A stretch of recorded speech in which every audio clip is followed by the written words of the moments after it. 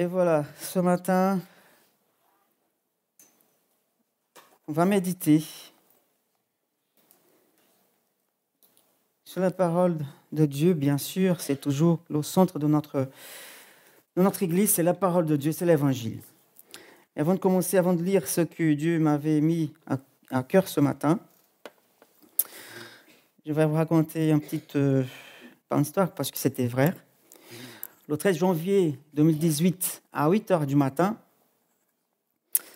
c'était en 2018, les habitants de Hawaï, ou Hawaï, ceux qui parlent anglais, pas moi, ils ont reçu un message sur leur téléphone à 8 h du matin qui disait ceci: menace de missiles balistiques se dirige vers vous, les habitants de Hawaï.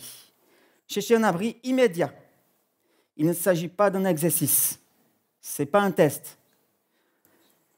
Les gens étaient vraiment dans la peur. Il y a un homme qui s'appelait John Shield, 51 ans. Il a réagi immédiatement. Il a appelé sa fille de 10 ans, son fils, le plus grand, pour leur dire au revoir. Et 10 minutes plus tard, cet homme, il est décédé, victime d'un arrêt cardiaque.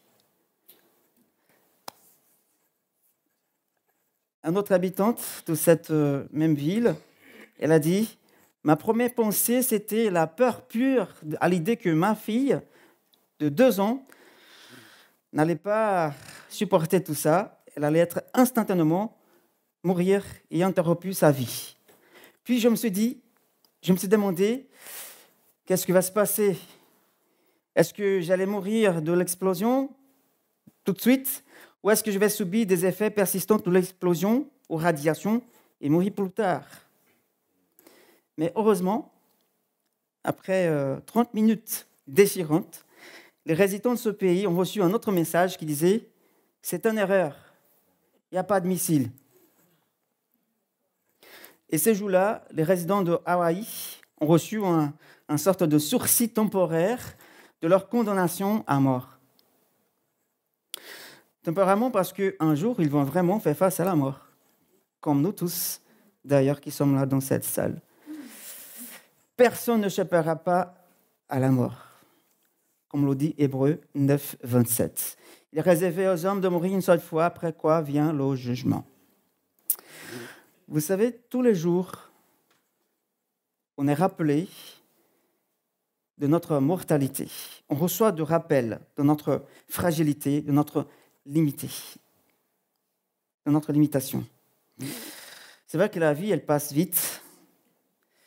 Il peut s'agir parfois d'une menace de missile, comme ils ont reçu, ou même un tremblement de terre qui a eu lieu en Turquie il y a quelques jours, qui plus de 20 000 personnes sont parties, sont mortes. Il peut s'agir d'une visite chez le médecin, une visite ordinaire, qui ne se passe pas comme prévu. Des rappels comme ça tous les jours, que nous sommes fragiles, limités. Moi, je ne sais pas combien de temps j'ai devant moi. Personne ne le sait. Tôt ou tard, moi, je vais me retrouver face à face avec celui que je dois rendre compte. Nous tous, pas que moi, tout le monde. Et là, quand je pense à ça, je me demande assez souvent, qu'est-ce que je dois faire pour plaire à Dieu? Qu'est-ce que Dieu veut pour moi? Qu'est-ce qu'il veut de moi, de ma vie? On va dire, bien sûr, mais attends Joël, je sais qu'on ne peut rien faire pour plaire à Dieu, en fait. Parce que nos œuvres sont sans valeur pour lui. Tout ce qui compte, c'est qu'on doit vraiment faire confiance à Jésus pour notre salut, et tout ira bien. Est-ce bien vrai? Il n'y a que ça que Dieu veut pour moi. Faire confiance simplement à Jésus pour échapper le jugement ou échapper l'enfer. Est-ce que c'est tout qu'il veut pour moi? Mais en lisant l'ensemble du Nouveau Testament, nous pouvons voir que Dieu, il veut plus de moi. Il ne veut pas simplement me donner le ticket de sortie de l'enfer. Non, il veut plus que ça. Il veut me donner plus qu'un simple ticket. Chers amis, quand on voit tous ces rappels qu'on reçoit tous les jours, que la vie est vraiment fragile, elle passe vite. L'enjeu est très important, est trop important pour se tromper. Qu'est-ce que Dieu veut de ma vie? C'est cette question que je veux que vous réfléchissiez. Qu'est-ce que Dieu veut pour moi? Aujourd'hui, simplement, je vais partager un message très, très connu. Viens et suis-moi. Ce n'est pas moi qui vous appelle. On va voir qui a dit ça. Matthieu 4, 18 à 22. Matthieu 4, 18 à 22. Qu'est-ce que Dieu veut de ma vie? La parole nous dit ceci. Comme Jésus, marchait le long du lac du Galilée, il vit 2 frères, Simon appelé Pierre et son frère André. Eux qui jetaient un filet dans le lac. C'étaient en effet des pêcheurs. Il leur dit, « Suivez-moi, et je ferai de vous des pêcheurs d'hommes. » Aussitôt, ils laissèrent les filets et le suivre. Il alla après, plus loin, il vit 2 frères, Jacques, fils de Zébédée, et son frère Jean, qui étaient dans une barque avec leur père Zébédée et qui réparaient leurs filets. Il les appela, et aussitôt, ils laissèrent la barque et leur père et leur suivre. Seigneur, nous sommes devant ta parole. C'est un passage quand même qui, la plupart ici, connaît bien. Ils ont déjà lu plusieurs fois. Mais nous savons que ta parole, elle est vivante. Comme elle-même dit, elle est efficace. Et nous voulons encore une fois, Seigneur, comprendre ce que tu veux pour nous à travers ta parole, tes pensées, Seigneur. Bénis-nous dans ces moments qui nous sommes devant toi et devant ta parole, Seigneur. Amen. Viens et suis-moi, nous dit Jésus.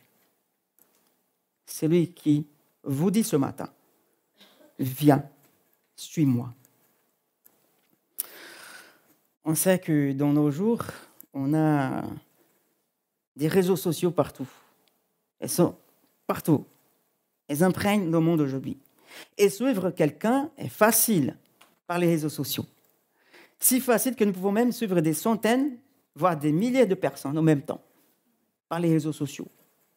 Ceux qui connaissent.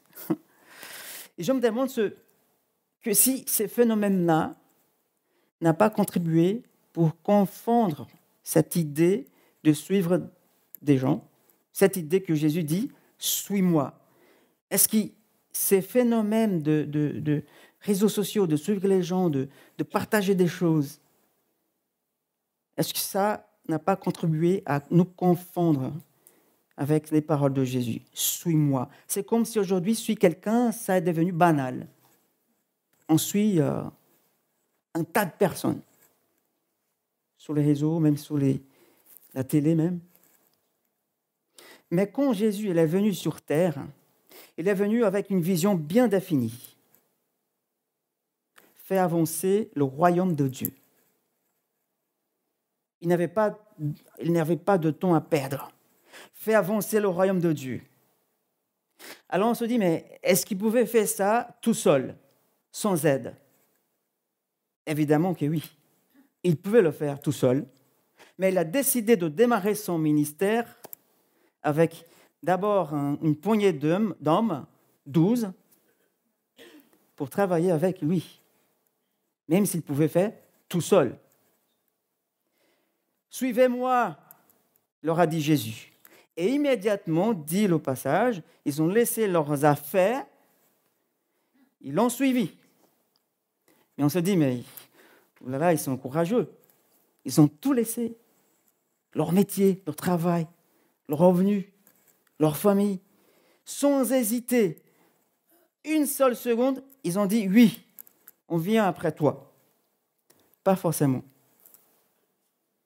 Ce n'était pas immédiatement comme ça de rien, en fait. Si on regarde les passages comme Jean, chapitre 1, de 35 à 51, et Luc 5 aussi, on commence à penser qu'il est probable que ces hommes, ces futurs disciples, ils ont pu réfléchir avant de dire oui, immédiatement. Parce qu'ils ont eu de contact avec Jésus avant cette rencontre-là. Il est possible. Si la pêche, par exemple, miraculeuse de Luc 5 a eu lieu une nuit avant Matthieu 4, 18, cela pourrait être une raison de leur réponse immédiate. Parce qu'ils ont vu le miracle, ils ont entendu Jésus prêcher, enseigner, et après, il est venu le matin pour le dire, « Suivez-moi, ok, on te connaît, on te suit. » Ça peut être comme ça. On imagine donc que l'engagement de ces hommes-là, de ces disciples, et le développement de leur compréhension se sont faits progressivement, par étapes.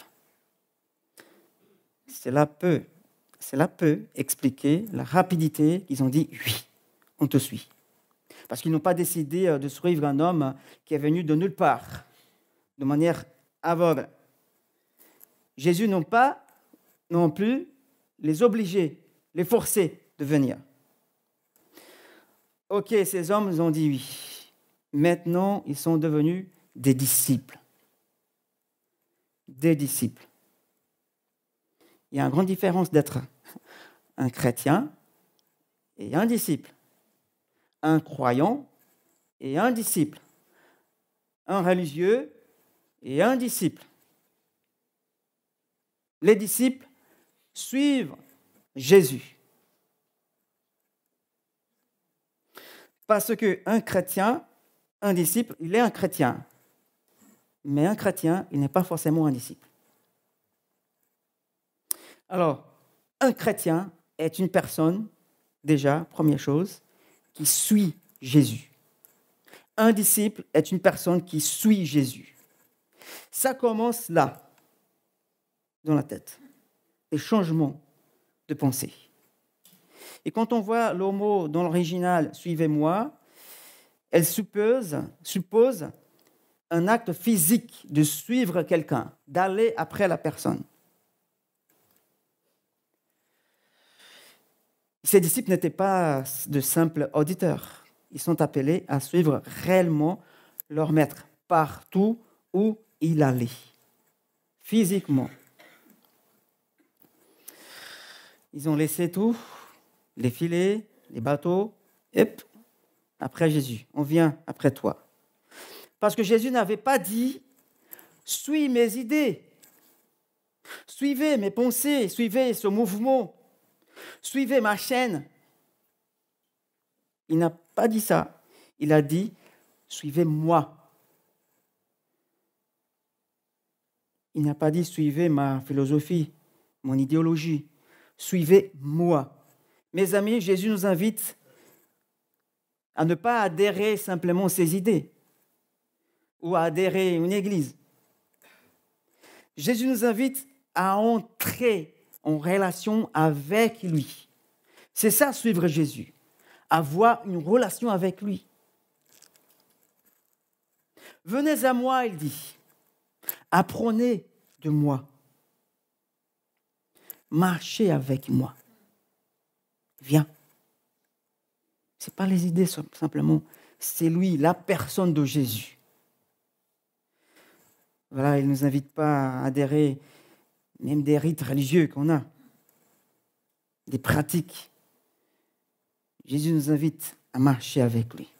Et lorsqu'on devient chrétien, mes amis, lorsque vous devenez un chrétien, vous n'êtes pas invité à suivre un mouvement quiconque, une idéologie. Vous n'êtes pas non plus ici, dans cette église même, simplement pour suivre la vision du pasteur ou celle des baptistes de la dénomination. Vous êtes ici parce que vous devez suivre une personne. Il s'appelle Jésus. C'est lui qu'on doit suivre. Pas moi, pas vous non plus. On suit Jésus. C'est ça qu'il veut. Mais suivre Jésus, il y a un coût. Il y a des exigences. Ils sont très hautes, très élevées. Il y a un coût. Parce que suivre Jésus implique un changement de pensée, comme j'avais dit tout à l'heure. Parce que Pourquoi je dis changement de pensée? Parce qu'il y a des gens qui se posent des questions. OK, mais qu'est-ce qu'on gagne en retour? C'est toujours la mentalité du monde. Qu'est-ce qu'on gagne en retour? C'est toujours la loi du mérite. C'est cette mentalité qu'on connaît aujourd'hui depuis toujours. Mais l'évangile, en fait, il va dans un sens opposé. Suivre Jésus signifie perdre d'abord pour gagner ensuite. On perd pour gagner. Luc, chapitre 14, versets 25 et 26, nous dit ceci. Si quelqu'un vient à moi sans me préférer à son père, sa mère, sa femme, ses enfants, ses frères et sœurs, et même sa propre vie, il ne peut pas être mon disciple. Luc 14, 25 et 26. C'est dur de suivre Jésus. Il fait des exigences. Si quelqu'un vient à moi sans me préférer à son père, sa mère, son travail, sa vie même, il ne peut pas être mon disciple. Waouh, Jésus, mais t'es fort là. Jésus exige que nous le suivons d'une manière que nous ne suivons personne d'autre. Il n'y a que lui. Un autre passage dans Luc 9, 59 à 62 nous dit Jésus rencontrait des gens qui étaient sur le chemin. Et Jésus dit à cette personne, « Suis-moi ». Il répondit, « Seigneur, permets-moi d'aller d'abord enterrer mon père, etc. » Il y a un autre, « Je te suivrai, Jésus, mais permets-moi d'abord d'aller faire mes adieux à ceux de ma maison. » Et si c'était aujourd'hui, on dirait, « Jésus, attends s'il te plaît que je finisse ma formation, que je gagne ma vie. Attends que je sois plus vieux. » Pour les jeunes, c'était toujours comme ça. À mon époque, c'était comme ça. Non, je suis trop jeune encore pour suivre Jésus. C'est comme si c'est que pour les vieux. Ben non, c'est pour tout le monde. Attends d'abord ça, Seigneur, après, on verra. Si quelqu'un pense comme ça, il ne peut pas être son disciple, nous dit Jésus. Il y a ces gens-là qui mettent beaucoup d'excuses. Jésus leur répond, celui qui met la main à la charrue, il regarde en arrière, il n'est pas fait pour le royaume de Dieu. Alors, plus loin, dans Luc 14, Jésus conclut son appel aux disciples en disant, « Ainsi donc, aucun de vous, à moins de renoncer à tout ce qu'il possède, ne peut être mon disciple. » Pour faire simple, suivre Jésus te coûtera tout. Mais ce que tu gagneras sera plus grand que ce que tu perdras. Ce que Dieu a pour nous n'a rien à voir avec ce qu'on peut avoir ici. Alors, qu'est-ce que vous avez déjà renoncé pour être un disciple de Jésus, jusque-là aujourd'hui? Qu'as-tu renoncé pour suivre Jésus? Ou mieux, qu'y a-t-il encore à renoncer pour suivre Jésus? Il y a des choses qu'on doit vraiment jeter, abandonner. Il y a des choses qu'on doit simplement régler les priorités, mettre en place les choses qui doivent être là. Soit jeter des choses qui sont vraiment mauvaises, soit réorienter la vie, les priorités que nous avons. Et aujourd'hui, c'est différent pour nous parce qu'à l'époque, les disciples suivaient Jésus physiquement. Ils le voyaient, ils le touchaient. Il est allé avec lui partout, dans les hôpitaux, pour guérir les malades, dans les rues, pour aider les pauvres. Mais aujourd'hui, comment on peut suivre Jésus physiquement? Ce n'est pas possible. Ben oui, ce n'est pas possible. Mais on peut le suivre. On suit ses traces. on suit ses enseignements, on suit Jésus. On marche sur les traces de Jésus. C'est-à-dire qu'on va où il pouvait aller s'il était là. On doit faire ce qu'il ferait à notre place. Voilà. Aujourd'hui, nous devons suivre ces traces, les traces de Jésus. Un disciple qui suit Jésus. Là, ça change là. Ensuite, deuxième chose, un disciple est une personne qui est transformée par Christ. Et là, c'est le cœur. Il suit et en même temps, il est transformé. Son cœur change. Il nous dit, suivez-moi et je ferai de vous. C'est lui qui fera en nous. C'est lui qui nous changera. C'est lui qui va nous transformer à son image, nous dit Jésus. Ceux qui suivent Jésus sont progressivement transformés par lui, si on le suit.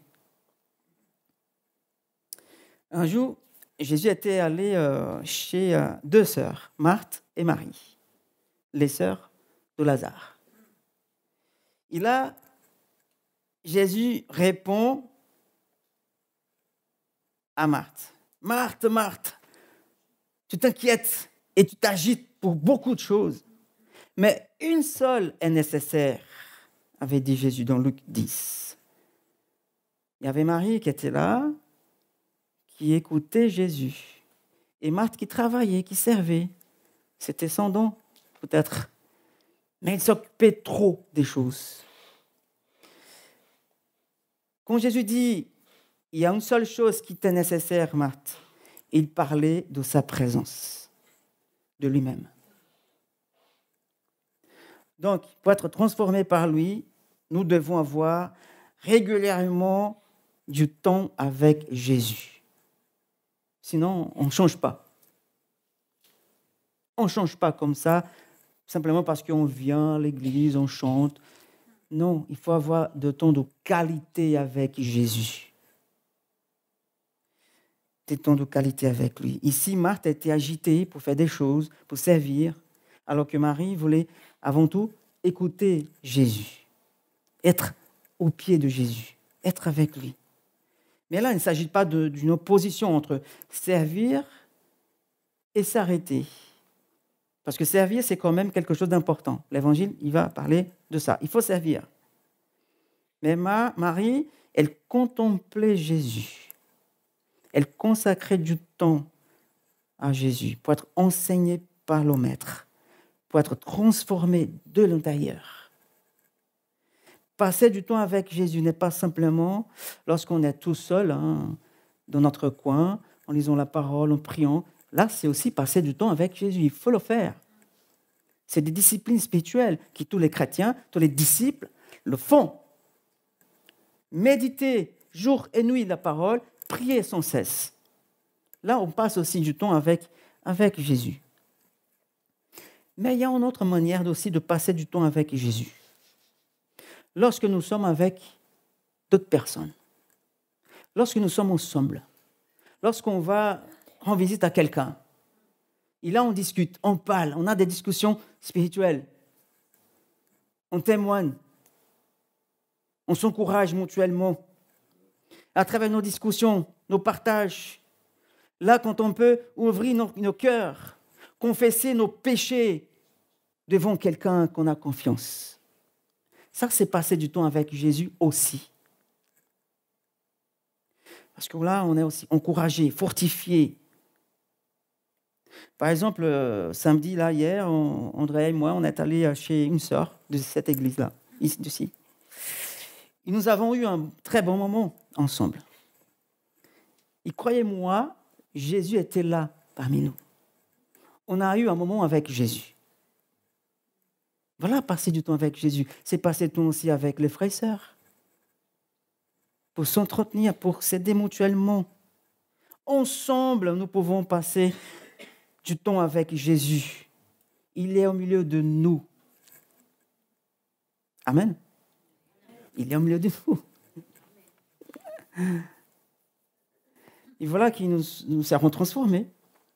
Après, on part, fortifié, parce qu'on était avec Jésus, quoi. Jésus avait dit que sans lui, mes frères et sœurs, nous ne pouvons rien faire. Sans lui, c'est pas possible. Alors, c'est lui qui fera de moi la personne qu'il désire. C'est lui. Mais pour que ça se fasse, il faut que je sois avec lui, en sa présence. Mes amis, allons passer du temps avec Jésus. Laissons-nous être transformés par sa présence, sa majesté, sa sainteté, sa puissance.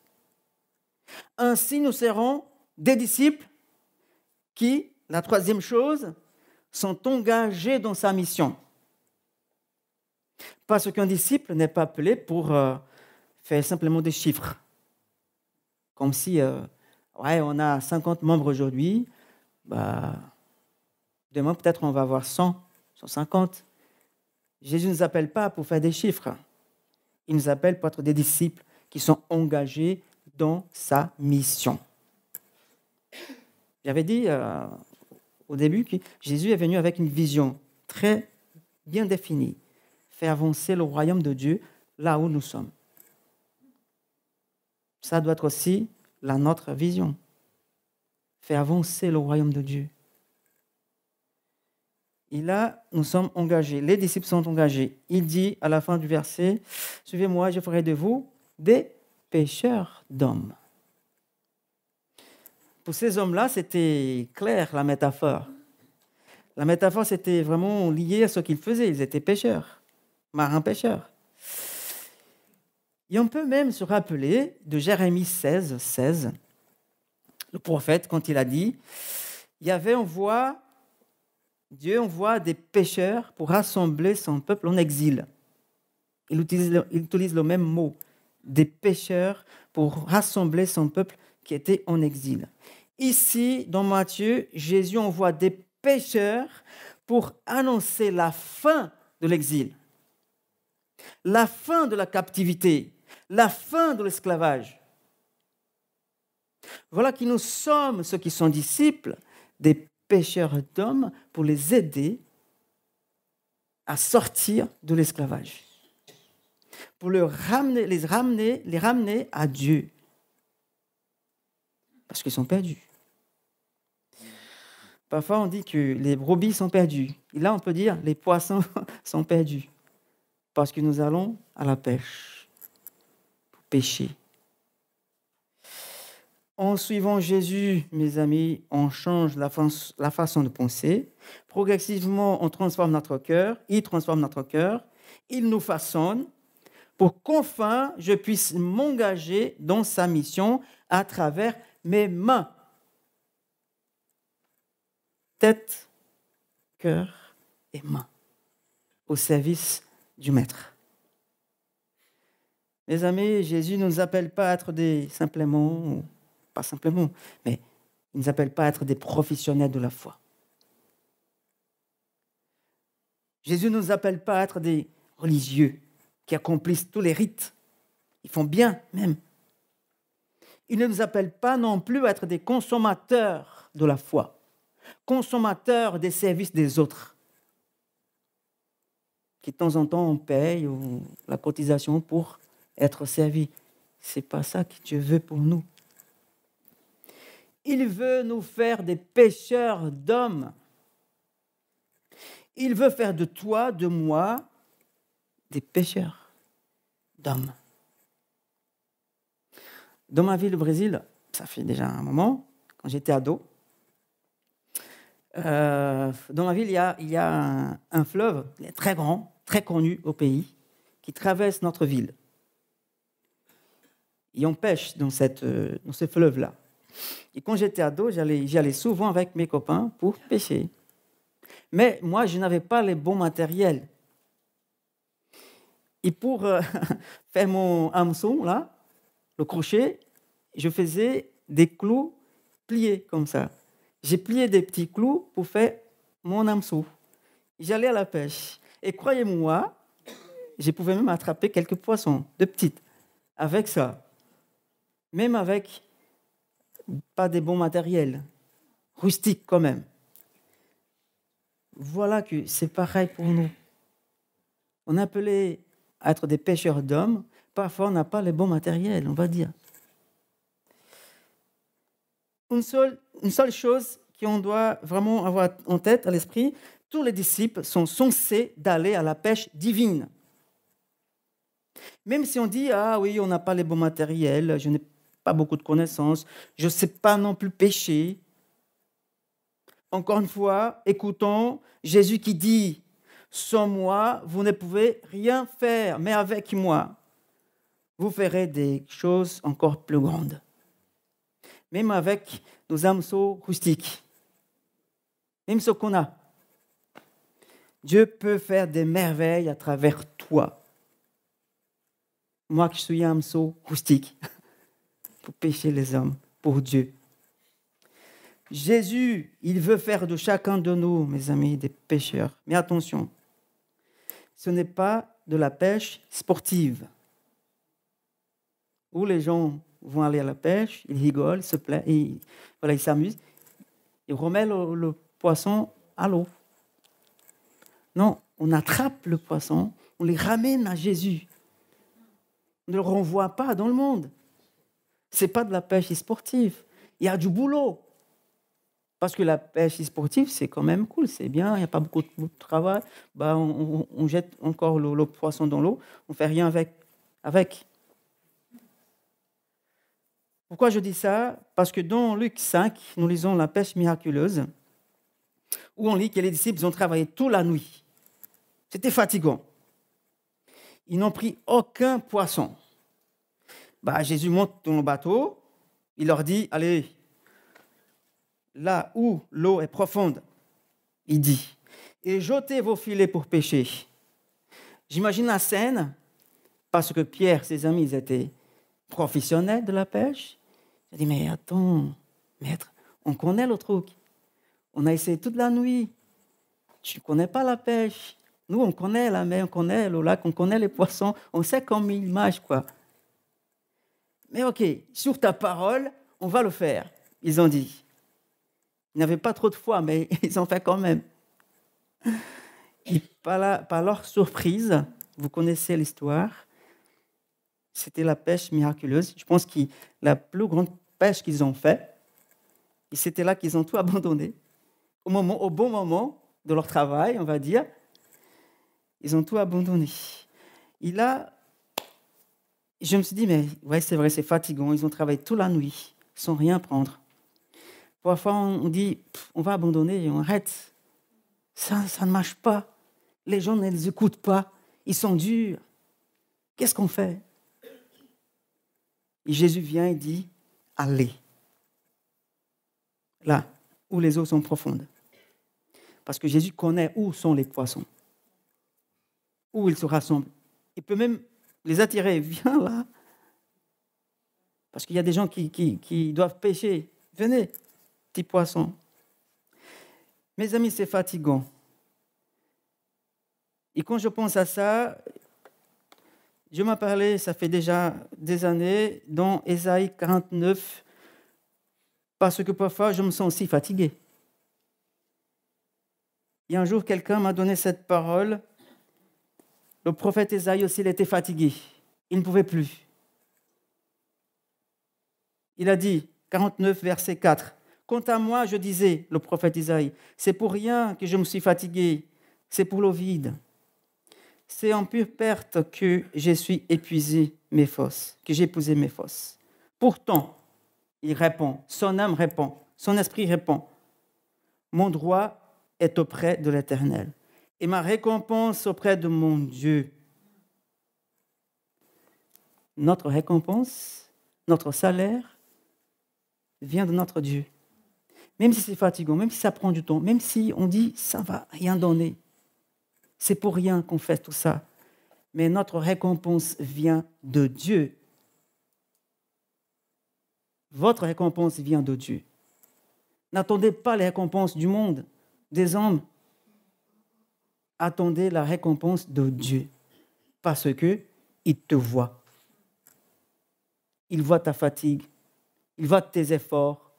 Il voit ton travail. Il te voit. Ne soyez pas si fatigués que ça, parce que ta récompense vient de Dieu. Alors soyons prêts à la pêche miraculeuse, par la foi. Hein? Même avec nos hameçons, là, roustiques. Même en travaillant toute la nuit sans rien prendre. Ça fait des années que je prie pour ça, pour telle personne, pour mon fils, ma fille. Soyons prêts pour la pêche miraculeuse, parce que si Jésus est dans le bateau, dans notre vie, il va nous guider où sont les poissons. Il va nous guider vers les eaux profondes, où se trouve vraiment ce qu'il veut qu'on puisse prendre. Au point, comme eux, la pêche miraculeuse, on devrait bientôt, par exemple, pousser les murs pour agrandir, parce que les poissons vont venir pour adorer Dieu par la foi. Alors allons tous ensemble à la pêche miraculeuse. Allons élargir nos frontières, agrandir nos espaces pour planter plus d'églises aussi en France. Encore une fois, je vous dis, l'Église n'est pas un club de pêche sportive. Nous n'avons pas le temps à perdre. Comme je disais, l'enjeu est trop important parce qu'il s'agit des vies des humains, des âmes, des personnes qui ont été faites à l'image de Dieu, qui sont encore perdues. Alors, qu'est-ce que Jésus veut pour toi? Qu'est-ce qu'il veut pour moi? Déjà que tu le suis, que tu sois transformé et que tu prépares tes hameçons et aller à la pêche. Et accomplissez la volonté de Dieu. Allons les amis, faisons la volonté de Dieu. Faisons avancer le royaume de Dieu pour qu'il y ait plus encore de disciples ici en France et partout ailleurs. Des disciples qui font des disciples. Amen.